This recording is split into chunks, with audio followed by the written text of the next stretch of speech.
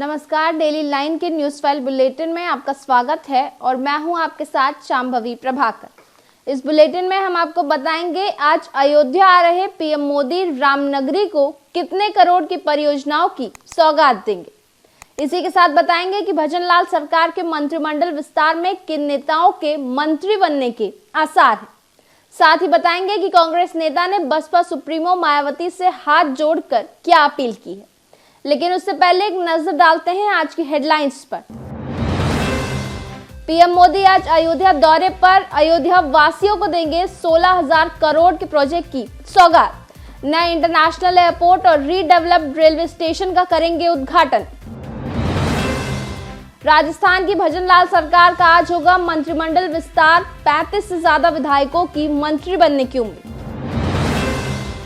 India गठबंधन पर प्रधानमंत्री नरेंद्र मोदी ने किया कटाक्ष, कहा मिली जुली सरकार की नहीं है आवश्यकता। कांग्रेस नेता अजय लल्लू ने हाथ जोड़कर मायावती से की अपील, बोले लोकतंत्र को बचाना है तो इंडिया गठबंधन के साथ आइए। गलन से ठिठुरा यूपी, कई जिलों में छाया घना कोहरा। सड़क हादसों में गई 9 की जान, 30 जिलों में मौसम विभाग ने जारी किया रेड अलर्ट। अब बात करते हैं आज की पहली खबर की। प्रधानमंत्री नरेंद्र मोदी आज शनिवार 30 दिसंबर को उत्तर प्रदेश की रामनगरी अयोध्या के दौरे पर हैं। 22 जनवरी को रामलला की प्राण प्रतिष्ठा से पहले पीएम मोदी का यह दौरा काफी खास है। मोदी अयोध्या वासियों को आज 15,700 करोड़ की सौगात देंगे। इसी के साथ पीएम करीब 46 परियोजनाओं का लोकार्पण और शिलान्यास भी करेंगे। इसके अलावा पीएम नवनिर्मित अयोध्या धाम स्टेशन और महर्षि वाल्मीकि इंटरनेशनल एयरपोर्ट का उद्घाटन करेंगे। पीएम अयोध्या में 4 नव पुनर्विकसित राम पथ, भक्ति पथ, धर्म पथ और श्री राम जन्मभूमि पथ का उद्घाटन करेंगे। साथ ही जनसभा को भी संबोधित करेंगे। पीएम के अयोध्या पहुंचने पर देश भर से कलाकारों के विभिन्न समूहों द्वारा स्वागत किया जाएगा। एयरपोर्ट से रेलवे स्टेशन रामपथ मार्ग तक कुल 40 स्टेज तैयार किए गए हैं, जहां 1400 से ज्यादा कलाकार लोक कला और सांस्कृतिक कार्यक्रम प्रस्तुत करेंगे। जिसके बाद पीएम मोदी 6 नए वंदे भारत और 2 अमृत भारत ट्रेनों को हरी झंडी दिखाएंगे। इससे पहले शुक्रवार को पीएम मोदी ने ट्वीट किया और अपने अयोध्या दौरे के बारे में जानकारी दी। पीएम ने कहा, भगवान श्री राम की नगरी अयोध्या में विश्व स्तरीय इंफ्रास्ट्रक्चर के विकास, कनेक्टिविटी में सुधार और यहाँ की समृद्ध विरासत के संरक्षण के लिए हमारी सरकार कृत संकल्प है। इसी दिशा में नवनिर्मित एयरपोर्ट और पुनर्विकसित रेलवे स्टेशन का मैं आज उद्घाटन करूंगा। अब बात करते हैं आज की दूसरी खबर की। राजस्थान में आज शनिवार 30 दिसंबर को भजनलाल शर्मा सरकार का मंत्रिमंडल विस्तार होगा। दोपहर 3:15 पर राज्यपाल कलराज मिश्रा नए मंत्रियों को शपथ दिलाएंगे।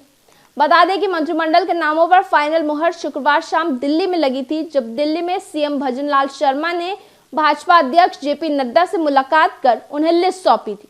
इसके बाद सीएम भजनलाल देर रात मौसम खराब होने के चलते सड़क मार्ग से जयपुर लौटे। वहीं आज शनिवार सुबह सीएम राज्यपाल कलराज मिश्र से मुलाकात करेंगे, जिसके बाद वे राज्यपाल को शपथ लेने वाले मंत्रियों की लिस्ट सौंपेंगे।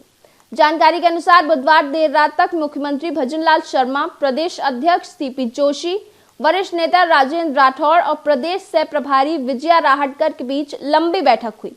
बता दें कि राजस्थान के मुख्यमंत्री भजनलाल शर्मा ने 15 दिसंबर को पद और गोपनीयता की शपथ ली थी। उनके साथ ही दिया कुमारी और प्रेमचंद बैरवा ने डिप्टी सीएम के रूप में भी शपथ ग्रहण की थी।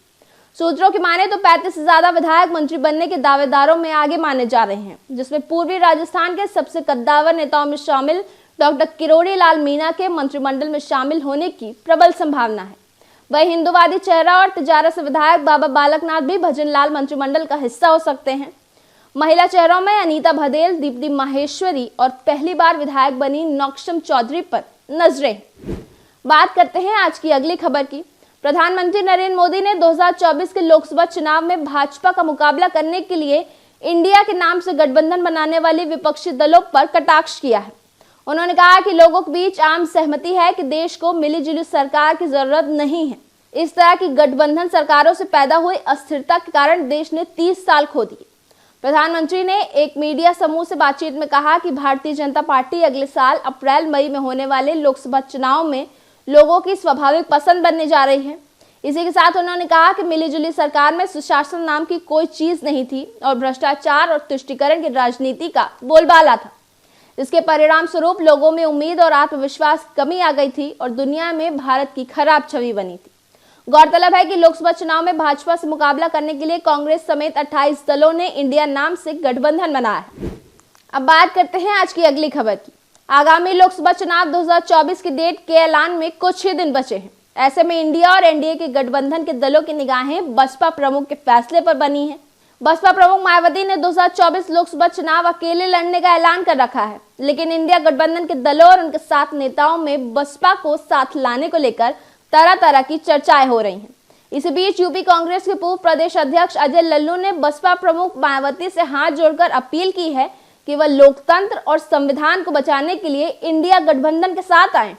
उन्होंने बसपा प्रमुख के प्रधानमंत्री प्रोजेक्ट किए जाने की बात पर कहा, इंडिया गठबंधन जब चुनाव जीत के आएगा तब इस पर फैसला राजनीतिक दल के प्रमुख नेता करेंगे। फिलहाल पूर्व प्रदेश अध्यक्ष की अपील के बाद एक बार फिर बहुजन समाज पार्टी के प्रमुख और उनके फैसले पर सबकी निगाहें टिक गई हैं।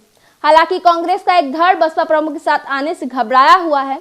ये वो नेता हैं जो बसपा से कांग्रेस में आए नेताओं की परेशानी बढ़ाएंगे। अब बात करते हैं आज की अगली खबर की।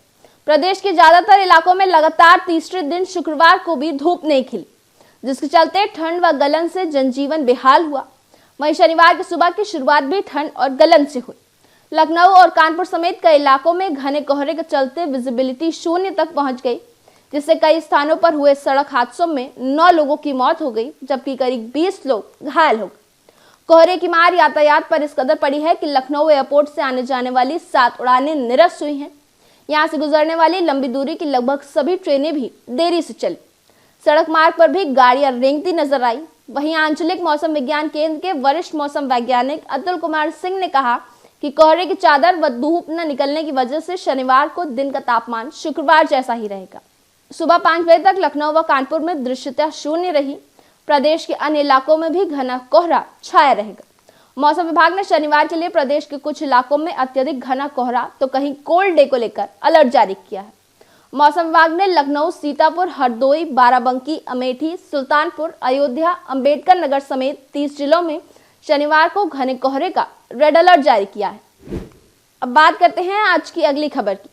चंडीगढ़ से सटे पंजाब के मोहाली में पुलिस के इंटेलिजेंस मुख्यालय पर हुए आरपीजी अटैक का मास्टरमाइंड लखबीर सिंह लांडा को भारत सरकार ने आतंकवादी घोषित कर दिया है। उस पर तरन तारण में भी थाने पर अटैक करने का आरोप है। लखबीर अभी कनाडा में बैठकर भारत के खिलाफ गतिविधियां चला रहा है। वहीं प्रतिबंधित आतंकी संगठन बब्बर खालसा से भी वो संबंध रखता है। नेशनल इन्वेस्टिगेशन एजेंसी की तरफ से उसके खिलाफ कई मुकदमे दर्ज किए गए हैं। अब भारत सरकार के गृह मंत्रालय ने उसे आतंकवादी घोषित कर दिया है। भारत सरकार अब उसे कनाडा से प्रत्यर्पण कर भारत लाने की कोशिश करेगी। लखबीर सिंह लांडा पर आरपीजी अटैक के अलावा पंजाब में आतंकवादी गतिविधियों को अंजाम देने के लिए सीमा पार से आईडी, हथियार और विस्फोटकों की सप्लाई करने के भी आरोप है। साथ ही इस पर अलग अलग आपराधिक मामलों में भी शामिल होने के आरोप है। यह आतंकी मॉड्यूल को खड़ा करना, जबरन वसूली, हत्या, हथियारों और नशीले पदार्थों की तस्करी जैसे कई मामलों में शामिल है। डेली लाइन के मॉर्निंग न्यूज फाइल बुलेटिन में बस इतना ही। बने रहिए डेली लाइन के साथ।